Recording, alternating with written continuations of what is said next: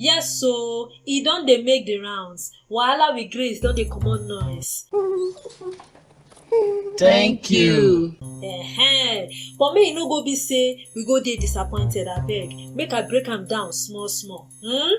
Life, you sef know say na pure hustle. Wahala full ground, left, right, center. But how we dey survive am?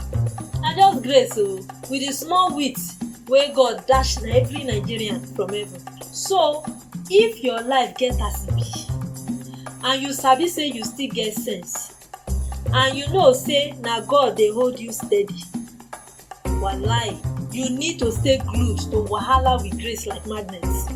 Go subscribe fast fast, because na our lives we dey review and better ideas we dey share wey go help us enjoy this life no matter how much wahala e dey carry waka.